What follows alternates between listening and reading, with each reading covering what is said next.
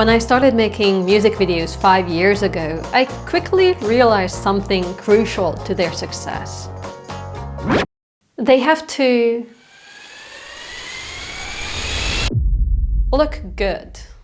So today I'll walk you through my current recording process and show you how I create music videos that sound great and look beautiful for the classical guitar pieces I play. I'll talk about equipment, softwares, recording settings, and I'll also share the tricks I've learned along the way to help you make the best music videos you can. But even if you're not a classical guitarist, I'm pretty sure that like 90% of the things I'm about to say could be relevant to you, so stick around.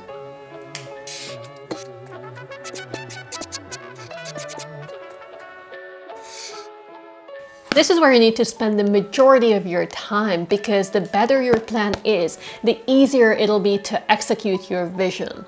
Now, first we need to pick a piece or a song, and it's obviously going to be our main theme.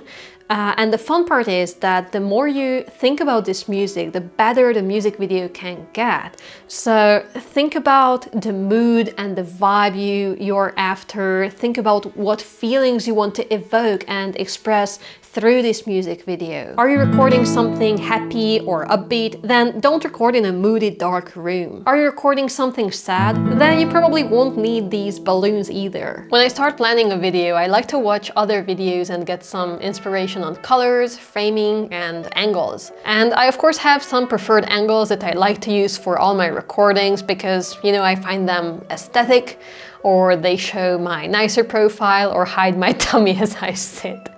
So I collect and save ideas from other videos I find and like. Now, here's the thing. You can have the best recording setup on the planet, but if you record a Yamaha C40, it'll still sound like a Yamaha C40. And no shame and hard feelings for Yamaha C40 and the people who use them, but let's be real. Great sound comes from great instruments, and if you're willing to take your sound to the next level, I'd love you to have a look at today's video sponsor, guitarcollection.com. So Guitar Collection is basically an online store for high-end and rare classical guitars from around the world. And Evan Tocher, the founder of Guitar Collection, is a professional classical guitarist actually, so you can really trust his judgment on guitars. He creates these review videos and live streams for every single guitar they list, which you can watch on YouTube. These reviews and live streams are fantastic for not only getting an idea of how these guitars sound, but also for learning about unique instruments and understanding what to look for when buying a new guitar. But if you're still unsure, you can contact Evan directly. I'm sure he'll do his best to help you find the perfect guitar for your needs and offer you his personal guidance. I think it's also important to mention that since this is a smaller operation, Evan can offer lower prices on some of the best guitars from around the world compared to some bigger competitors. And I can sincerely recommend getting in touch with him. So go check out guitarcollection.com, and a huge thank you to them for sponsoring this video. I like to draft some ideas about the location and the colors and outfits I'm going to choose, some outfits that fit the vibe I'm after. So for example, here I recorded this very moody piece and I wanted to create a moody setting as well. So I recorded in a semi-dark room, and I was going with the black shirt because I really wanted to blend in with this dark room. And speaking of blending in, here's another good example of that. So in this one, I was recording in the city in Budapest, and I decided to wear colors that makes me blend in with the environment, with the people. I didn't want to pop out. I wanted to be part of the scene, if that makes sense to you. However, there are videos and situations where I want to like pop out of the framing of the setting, like, you know, becoming a main character of the piece or of the video. And this is another example of that. So here I had this beautiful natural setting and I wanted to go with a green shirt. And I was looking at the footage and I didn't like it, so eventually I decided to wear this red shirt, and it's really nice. I think it's popping, it draws the attention to the player, it creates a focal point maybe, and I really like this decision here. And this is an example of blending in, but I almost decided to go with a black shirt, but it would have looked really weird in front of this tree, and I had this other shirt which kind of looked like it has a similar color as the scene, as a setting, because I was recording this in November, I believe. It was late fall, and we had these beautiful reddish brownish leaves all around, and I think that brownish shirt just really matches the colors of the scene. And I recorded this video way before I knew how to do color grading, so it doesn't look great. But here's another example of the choice of the outfit. So I was recording Sakura theme and variations on a Japanese folk song by Yukihiro Yoko. So I wanted to go with an outfit that kind of fit that vibe and the atmosphere. So I was going with this kimono style, I don't know, shirt thing. And it had these really nice leaf patterns which really fit the surrounding, it really fit the scene. And like I said, in some cases I want to blend in more into the surrounding and environment. Sometimes I want to make myself almost like a main character, or creating myself, turning myself into a focal point and becoming the main character of the video. And it changes every now and then, it changes from video to video. And it also depends a lot on your personality and the vibe you're after with the video. So I think it's something worth considering. And once I'm done with all those things, it's time to go practice. Practicing for a recording is different than practicing for a performance. Here you have the opportunity and the freedom to edit. And the goal is not to sound flawless and convince everybody that you're perfect, but to create a recording that expresses your meaning the most. I think it's the same as being articulate with your words. For example, have you ever written an email in one go and sent it, you know, just like that? Of course you haven't. That's ridiculous. Nobody does that. I think different mediums offer different kinds of expression, while none is better than the other. A raw, unedited playthrough or concert recording brings authenticity and directness, while a finely edited version will be the closest to your ideas and meaning, containing well-curated bits and parts. And there's nothing wrong with that. So when I sit down to plan how I'm going to record a piece, I define the bigger parts I want to play with little to no editing. Okay, let's see an example for that. Let's say I want to record Lagrima and I can't do it in one take. Okay, I start by dividing it into reasonable parts. Maybe this is not the best example, but I think it will work. Okay, we're just gonna roll with it now. So the piece starts with a short melodic motif and then it gets repeated. So it starts like this.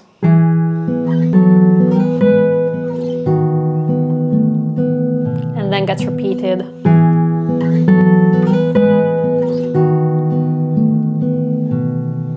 And let's say I want to make a cut right in between these two phrases. So I want to make a cut after the last note of the previous phrase and right before the first note of the second phrase. And if we just simply record the first phrase and then the second phrase and try to trim them together, we run into a serious problem. So let me show you. This is how the first phrase ends.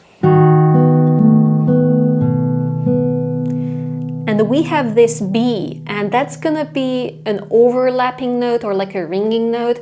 And it's gonna be, even though I play it as the last note of the previous phrase, it's gonna be part of the new phrase too, because it's ringing over. And if you start recording from the first note of the new phrase, you just don't have this overlapping note, you don't have this ringing note. So all of a sudden, your music will sound empty, like where did it go? It's just gonna sound weird. And like I said, I need to define where exactly I'm gonna make a cut. So I said I'm gonna make a cut in between the two phrases. So I need to start playing or like practicing a few notes earlier than where I'm gonna make the cut. And that's how I'm going to get a very useful first note of the new phrase, because I'm already gonna have the overlapping and ringing frequencies and notes. And it's a little bit weird because our musician brain always wants to start practicing from the beginning of the phrase because that's how it makes sense. But like I said, practicing for a recording is different than any other kind of practice. It takes a little time to get used to practicing a few notes or a whole bar before a musical phrase starts, but it pays off when you try to edit it. And similarly, I also like to play a couple of extra notes after I left my cutting point, or at least one extra note, and it's going to be helpful with the editing as well.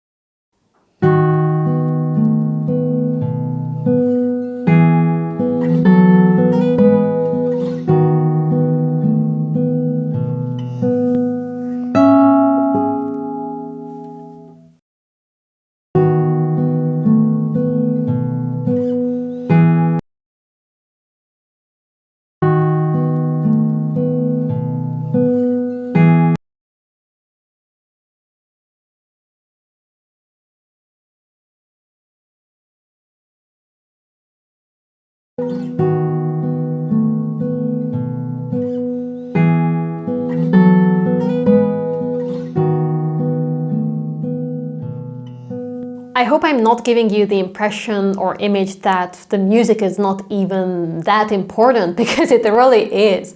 Nobody likes a beautiful looking music video if it sounds, well, crap.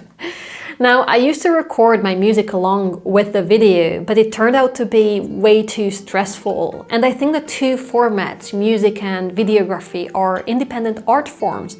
And they are there to support each other and create something greater than they are by themselves, not to restrict each other. I used to stress a lot on how I actually looked when I focused on my playing, but then when I tried to look more relaxed, my playing just wasn't really there anymore.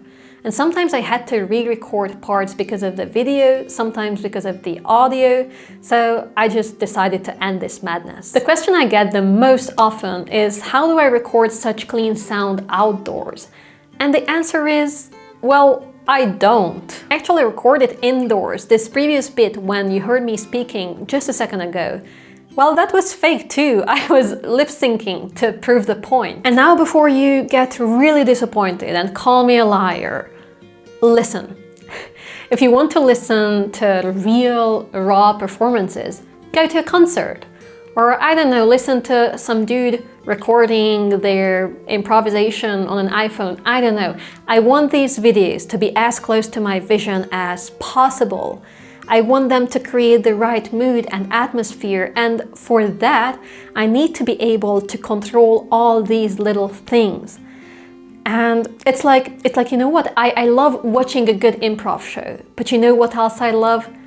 I love a good movie with a good set design and script and actors and light technicians working their ass off on it. You know what I mean? Okay, now that we got all that clarified, I'm gonna show you my room. Okay, so this is the room where I record everything I make. This is where I'm working from most of the time.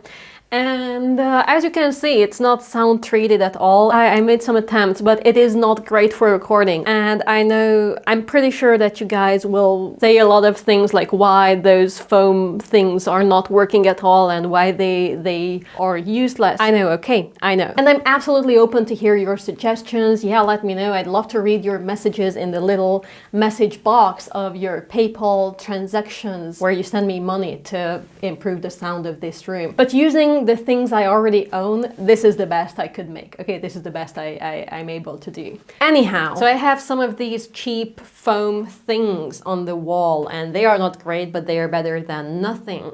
And what's really good about them is that I used those little clips on the top. So every time I'm not recording and I need this room to look decent, I can just take these panels off and I hang paintings on the wall. One major change I do before every single recording is that I bring in blankets and pillows into this room, and I start to cover every plain surfaces, like the desk or like this part. I also cover that little thing over there. I start to cover everything because it prevents the sound from bouncing back and forth between the ceiling and the desk and, you know, all of these plain surfaces. I recently got the new curtains just a couple of days ago. I love it too. It's really nice and it's much thicker than my previous curtain. And the question is always the density of the material. Like a thicker curtain will do a better job at, you know, treating the room. This is kind of an all-purpose room, so as I said, I'm recording my music here, I'm working from here, I'm teaching from here, this is where I practice, this is where I print, make art prints, or like manage my business, and I also started to paint here. Normally this is not how this table looks like. Usually this is full of gear and microphones and all sorts of things, but Kepi made this box from Portal for my sister, and I need to paint the little hearts pink, because they are going to go, whoops, into these slots, and they need to be pink. So yeah, like I said, this is a multi-purpose room at the moment. And now I think I'm gonna try to set up the microphones the same way I usually use them and walk you through that part.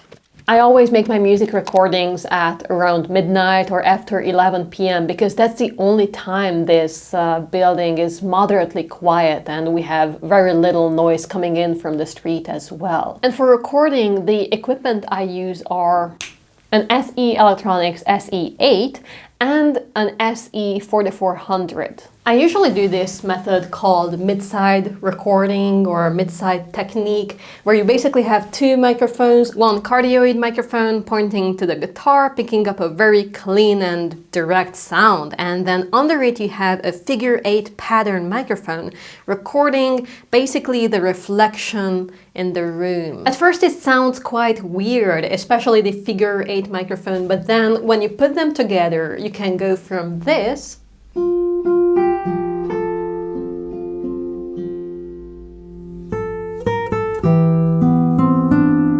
to this.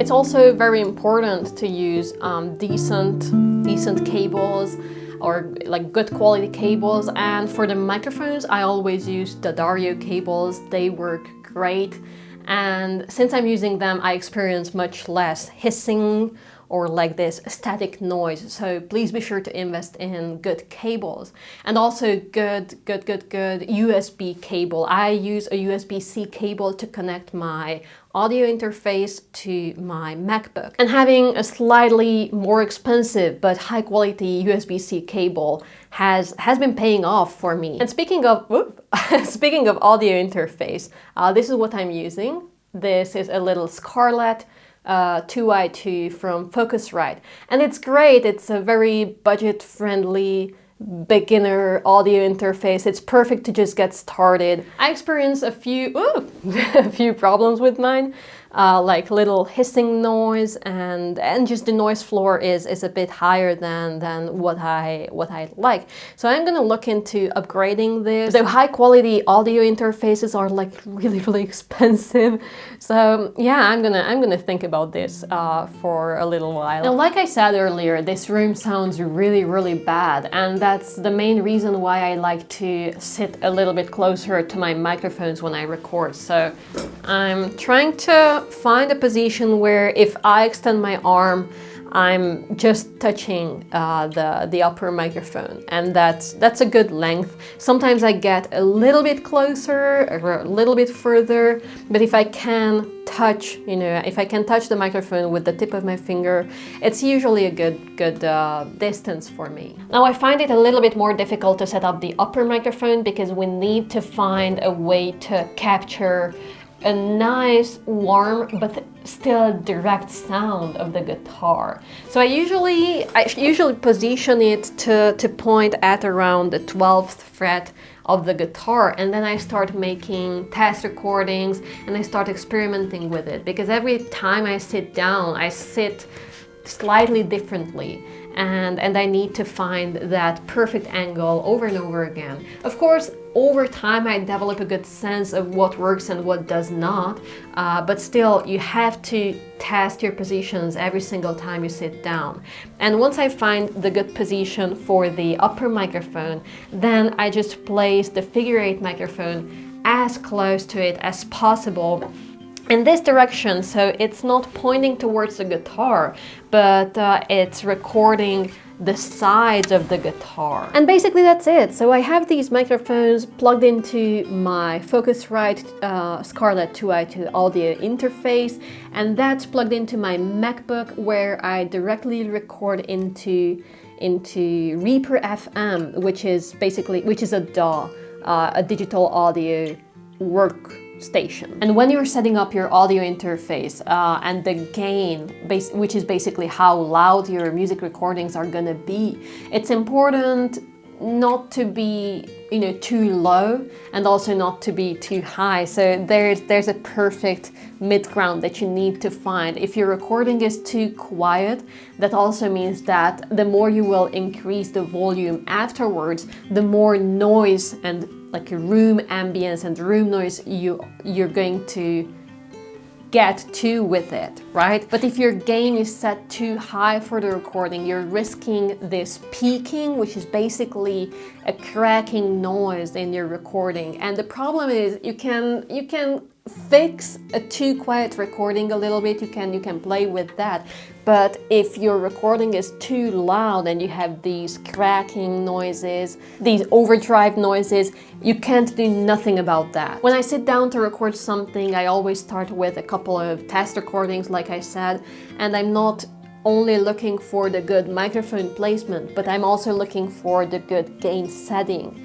And what really works for me is to aim for staying somewhere in between -12 and -6 decibels, because with that, I get a recording that is more on the quiet end. It's pretty quiet, but I still have a lot of room to change and to improve my recording in post. Now, once I set everything up, the microphones, the gain, Reaper, and the building gets more quiet, the kids start yelling, and I don't know, it's like around midnight and everything is calm and cool, I start recording. And the way I like to start doing it is that first I play through the whole piece as much as I can. And sometimes the result is terrible, but sometimes it's surprisingly good, and there are lots of really good parts in that. And I like to start with that to feel like I have some context, to have some perspective for the piece and what I'm doing. And I'm just trying to settle into this whole recording situation, because no matter how many times you're doing it, you just can't really get used to it. It's gonna be stressful every single time. At least it is for me. So after I did that, I start recording the piece by parts, by the same parts I defined earlier. You remember we discussed it at the beginning of the video. I start to record those parts. starting not from the beginning of the phrase, but a little bit earlier, a couple of notes before that. Now, this is usually enough for me to get good results, but still, every now and then I have these parts in pieces where, you know, it doesn't matter how much I was practicing and working on it, I still mess it up when I try to record it. You know, maybe it's a tricky scale or a big shifting or jump. And the more I'm scared of it, the more likely I'm gonna mess it up if I'm trying to play it in, you know, in context, in a bigger part. So sometimes I just need to take these tricky parts out of context and record just that part, and I use that little recording to patch up my main recordings or longer recordings. Usually these are just a couple of notes or just one bar of the music. And to be able to do this, I need to work on a steady sense of tempo and speed, and I need to have a very consistent musical approach to the piece, because if I play it one time faster and one time slower, I can't match them together in the editing phase. Similarly, if I play the same part loudly first and then when I record it again I play it quietly or softly, I can't match them. So I need to have a very solid musical idea over the piece, and I need to be able to execute that idea. So after I have all these different parts, I just go over them in Reaper, I start editing it, I'm trimming them, and I'm looking for the most successful parts that delivers my meaning the most. I obviously edit the two tracks separately, but with the same elements and exactly the same way. I'm just not merging them together. So by this I get two different tracks, two different microphone tracks, and they are gonna sound exactly the same. You can match them in post-production. Another thing is, I'm not editing these music recordings completely alone. Of course, I'm doing the recording, I'm doing the trimming, cutting, and everything like that. But then once I have a final file, I send these tracks over to my sound engineer. Because here's the thing, no matter how hard I'm trying, my work, my editing will never sound as good as the work of a professional. And I feel like these music recordings deserve that quality in the final touches. I just feel that I was working so hard up to this point on these musical recordings. It would be a shame to mess them up with my lame mixing and mastering skills. So I hand that part over. It only takes a couple of days to get the final results back with all the mixing and mastering, and then we're ready to move on to the next step.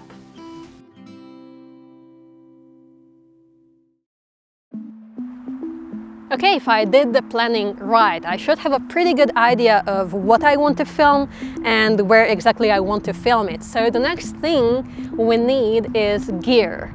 And I always use a tripod, and then my camera, which is a Sony ZV-E10 with a Sigma 16mm 1.4 lens. I also use an ND filter to get a better picture, and if Kepi is joining me to help, then also a DJI Ronin stabilizer. And finally a little magic, which I'm gonna reveal in just a minute. It's best to record early in the morning or late afternoon, somewhere after 3 p.m. to avoid the harsh light that we have in the middle of the day. It's not great for filming. And once we have all the gear and everything is set up, we're finally ready to start recording. What we're gonna use is this earbuds, and I just pick one. It's going to go in my ear, and with that I'm going to control the music I recorded earlier from my phone. I mean, actually I'm not going to use my phone, so I'm just tapping on the earbud to start and stop the music. So I'm going to listen to my own recording through the earbuds. I'm going to try to sync my playing with it, and it usually takes a couple of times or a couple of tries to get it right. So it's really a good idea to record multiple takes, to have multiple different angles, close-ups, or like wider framings. And it's also a good idea to record a couple of B-rolls, like of the buildings, of your surroundings, some leaves, some trees, flowers, whatever.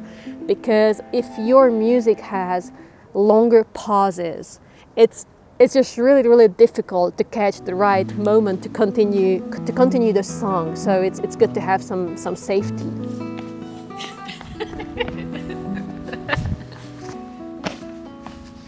I am speed.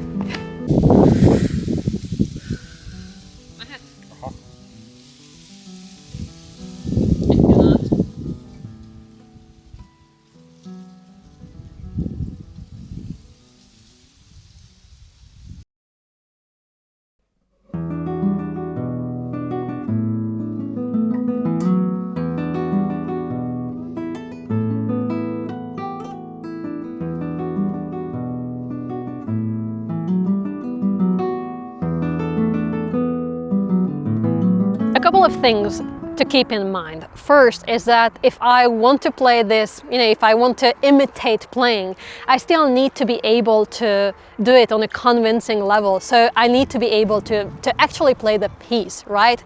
The second thing is when I had shorter hair, I used to do this same thing with a Bluetooth speaker instead of using an earbud. And it worked just as well. So if you have short hair, you can use a Bluetooth speaker instead. And finally, it's really difficult to catch the first note of the recording. So sometimes I edit 3 clicks at the beginning of the music recording, and it's like it counts me in. It helps me to start together with the first note. We always go over a simple shot list, including A-roll, which includes wide, mid, and close-up shots. Then B-rolls, and finally creative shots. So a wide angle A-roll is something like this, is really helpful to establish the location, the setting, and to show where we are and what's happening on the recording. Then a mid shot is really good to show a little more details, to focus on the player a little bit more, a little bit better, but still have something from the environment, from the surroundings. And finally close-ups, which are basically the closest details of your subject. B-rolls can be a lot of things, and they are really helpful to enhance the atmosphere and help with the editing later as well. So for example, B-rolls are great to hide a situation when you miss a note or a part every single time, and if you have no usable A-roll of your playing at all. And then finally, creative shots are basically just when you're trying to use the environment to come up with some special framing. Now, the problem with this playback style video is that it's actually quite difficult to catch the exact beginning of the piece, to be able to start together with the recording. And it's quite an important moment, to be fair, so I try to be creative with it. And I think the safest idea is something like this, when I add some blur at the beginning, the title, and then I clear out the image like here. However, I much prefer to come up with some creative angles that helps to set the mood or show the environment without showing any of my hands. So for example, like this here. This is a good example. And finally, starting the video with some sort of visual hook is a great way to grab the attention immediately, and it's also a fun way to give a little more life to the video, a little more personality and relatability maybe. So here's an example of how I tried to do that here. So I was using this little cup, the momentum and the action of putting it down on the table as like a visual hook as to grab people's attention in a creative way. And finally, once I have all my files, all the video and audio, I put everything into DaVinci Resolve, which is the video editor software that I'm using. I used to edit on Premiere. I used to edit on Vegas, I think. Yeah, I used to do that for some time, and I love DaVinci Resolve. It's great, and it is very versatile, especially considering that it's completely free. So I put everything in DaVinci Resolve, and I have maybe 6 to 10 different tracks, and I need to start to align them, right? Because I need them to be synchronize, and you can do this manually, but actually DaVinci Resolve has this feature. It's called, I think, auto synchronization, where it synchronizes the different tracks based on the waveform, and that's what we need here. After I auto synchronize everything and all the tracks are aligned, I delete all the audio files except the one that I used as a reference, except the one that I got back from my audio engineer. And then I just start editing the video. I don't know what to say about this part. It's pretty straightforward because every time I get out of synchronization, you know, my playing is not in sync with the audio, or I mess it up, or I pick the wrong string, or I go to the wrong, I don't know, position, I trim that part and I use a different take on that moment, if that makes sense to you. I have this tendency to cut or trim more frequently towards the beginning of the video, where I'm trying to set the mood and I'm still in this word building phase, and towards the end of the video I tend to like calm down with the trimming and cutting, and I have longer clips. I like to add more B-rolls or like scenery, wide shots towards the beginning to be, you know, it's just also because of the word building, it helps setting the right mood for the video. After I've done editing the video and the timeline is like more or less finalized, there's still one last thing I like to do. Now, I think nothing sets the mood better than ambient sound, so that's what we're gonna add next. And I think it's really weird when I'm looking at a beautiful video which was obviously recorded outdoors in, I don't know, in a forest or by the river, and I look at this beautiful outdoor scenery, but the audio is this crystal clear studio recording. It just doesn't match for me most of the times. Sometimes I like it, mostly I do not. So then the next thing I do is I go to Epidemic Sound. I have this subscription over there, and it's basically a library of royalty-free music and sound effects.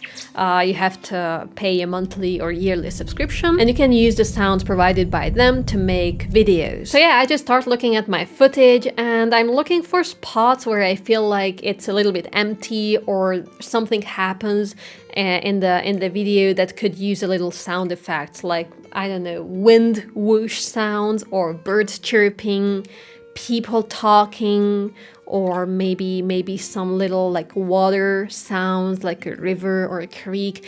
And I look them up on Epidemic Sound. I try a couple of different ones, and then I shamelessly edit it under my audio. Now, it's crucial not to overdo it, and it takes a little experience to be able to tell where exactly you need to put them. So for example, I like to use a bit more towards the beginning of the video and a little bit towards the end. And sometimes I don't even use any in the middle of the video. But sometimes I just like to repeat different sounds, like I add bird chirping every 30 to 60 seconds or 30 to 40 seconds as like a reminder to the viewers and listeners that, hey guys, we're still outdoors, you're still listening to this beautiful outdoor recording, which was obviously recorded outdoors. Okay, maybe this sounded a little bit like insincere, but the point is not to trick people into thinking that it was recorded outdoors. The goal is to provide a comprehensive experience, right? If it looks like it was recorded outdoors, it just feels weird if there's absolutely no outdoor sound. So now I want to show you a couple of examples of how this looks in practice.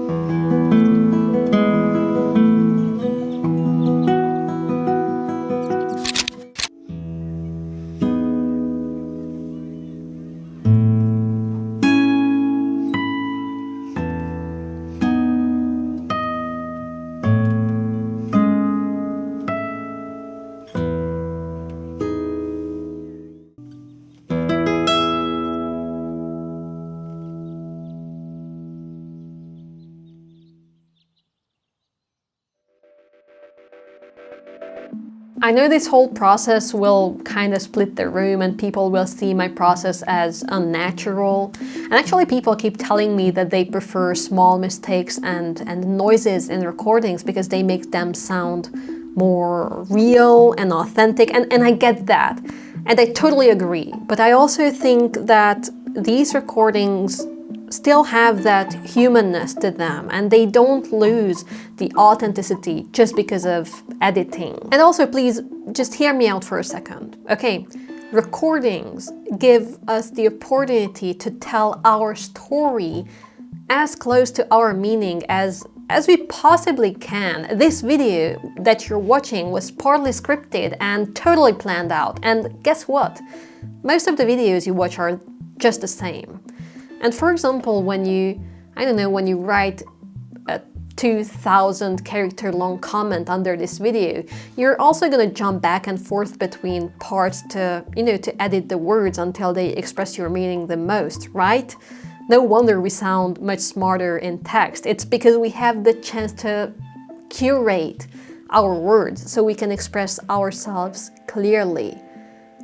Is that such a bad thing? And that's exactly what I intend to do with these video recordings. There can be many different goals of a recording. It can capture a candid moment of playing. It can be a statement of where you are right now and how you sound at the moment to mark your progress. But it also can be an artistic, curated execution of your message as well. It can be a lot of things, and guess what? None of them are better or worse than the other.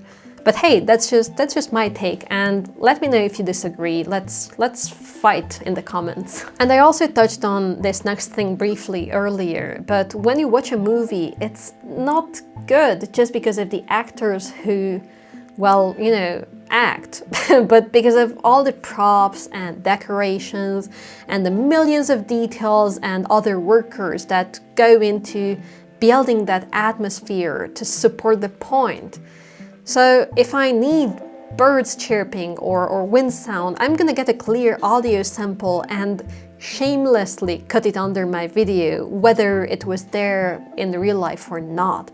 And I don't think there's anything wrong with that. When we're making a music video, I think we're basically building a world, and we need lots of details to support that word, to make it feel real and believable. Now you know all my tricks for recording music videos, but if you're curious about how I create talking or educational videos, check out the video that's gonna pop up somewhere on the screen to learn everything I know. And that's all for today. Thank you so much for watching, and I will see you next time. Bye.